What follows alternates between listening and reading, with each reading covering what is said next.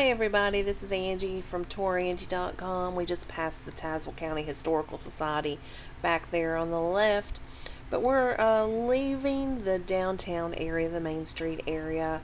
We're still on East Fincastle Turnpike, turns to Fincastle Turnpike, but this is still considered Business Route 19.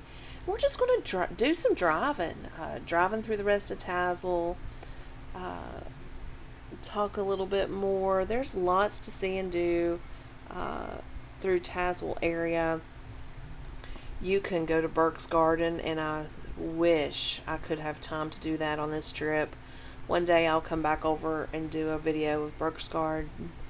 There's some cool roads, driving the back road between Tazewell and like Rocky Gap. That's a pretty cool route over the mountain that way.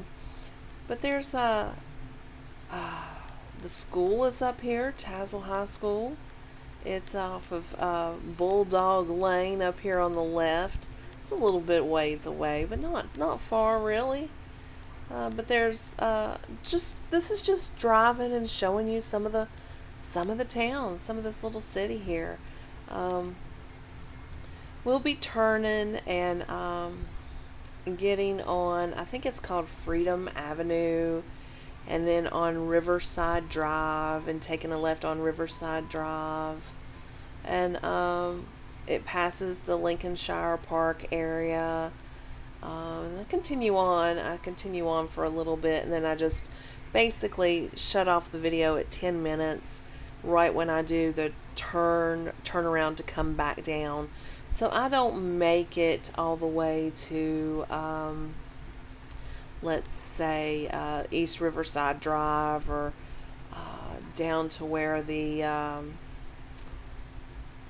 let's see, Tazewell Intermediate School, or North Tazewell area. I just kind of turn around. But I had done some other Tazewell videos, so I'll have a couple of them tagged in here for you to see if you're interested in looking at them. So we're going to just talk some more randomly about some history and some cool things around town. So as for the history, I've probably mentioned bits and pieces of this in other parts of the video, but I'm sure there's some more things I haven't. So let's talk about Tazewell County was first settled by Thomas Whitten and John Greenup, and there were some others too, like 1769. You've probably heard of Whitten Mill. That's in the area. 1773, what is now known as the town of Tazewell was settled by William Peary and Samuel Ferguson. December 20th of 1779, General Assembly of Virginia created Tazewell County from portions of Wythe and Russell counties. 1800, Jeffersonville was established by the county seat of the new county on land given by William Peary. The county's first community was named in honor of Thomas Jefferson, who of course was elected to the country as being the country's third president that same year. The town of Jeffersonville was incorporated for the first time by the Virginia General Assembly in 1866. And then in 1892, February 29th, the town of Jeffersonville was renamed to Tazewell. Jeffersonville was often referred to as Tazewell Courthouse prior to this date, though. Also in 1892, the first streetcars were used in the town. The original trolley was pulled by a horse and mule till the upgrade of the electrical cars in 1904, and the town of Tazewell was noted at the time to be the smallest town in America with an electric streetcar. In 1933, due to the invention of the automobile, the Tazewell trolley was discontinued. That was September of 1933. 1963, the town of Tazewell and the town of North Tazewell merged. It was January 1st of 1963. The town expanded and also annexed the communities of both Riverjack and Four Way. In 1974, the Tazewell train station on the Clinch Valley line of the Norfolk and Western Railway closed, um, heralding the end to the community, serving as a commercial hub for the town. And then 2010, boundary adjustments expanded the area of the town to include many sections of U.S.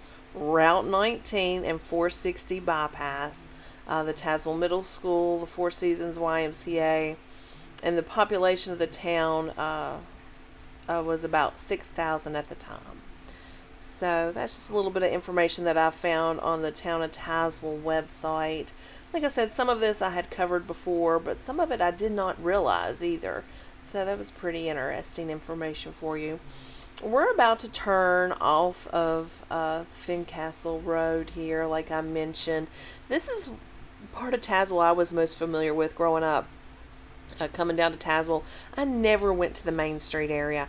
I was on this road here. There was up here on the right, we won't even see it, used to be McCann's car dealership. So I was always having to come there with my dad or whatever. So, but we would, it was go if you went straight here where I'm turning left, McCann's was down on the right. So anyway, this was the part of Tazewell that I was most familiar with. Yeah, the businesses, there was always restaurants, fast food places, the grocery stores. I remember coming down here to Food Line. My mom always liked shopping at Food Line, and they had closed the one down in Bluefield, so we'd come down here every once in a while. We'd also go to the one in Parisburg, Virginia, but that's another story. Let's see, there's other things in the Tazewell area. So they're known for their fairgrounds. They're known for their horses. That won't be in this video, but I'm taking a left here on the Riverside Road. And if you go past where I drive, that would take you to the fairgrounds area.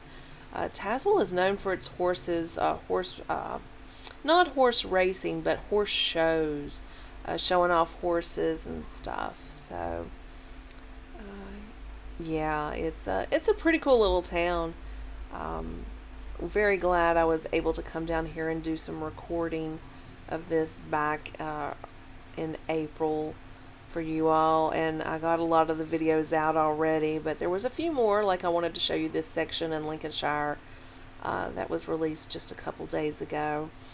And that just ends up leaving one more video for me to share, and it's going to be coming back through here and jumping on 19 and 460 and heading towards Bluefield.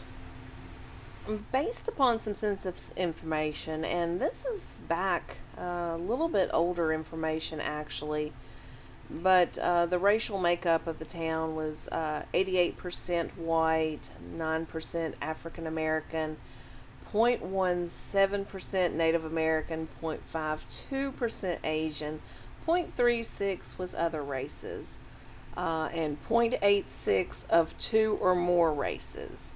Hispanic and Latino races were 0.62% of the population. There's about 1,650 households, out of which 26% had children under the age of 18, and 51% were married couples living together. And there was 11% of households that have a female householder with no husband present. 33% were non-families, and 31% of all households were made up of individuals, and then just 15% had someone living alone who was 65 years or older. So that's just a little bit of census information for you all. The median income is about $28,510. Income for a family was about $37,000. Males, of course, and it's one of those things all throughout. Males tend to make more. Males had a median income of $35,912 versus $22,000 for females. Now, this information is a little bit older, so I'm sure that the house median income ranges have went up some. but let's say about 11% of the families and 20% of the population were below the poverty line here in Tazewell. So that's just a little bit more information.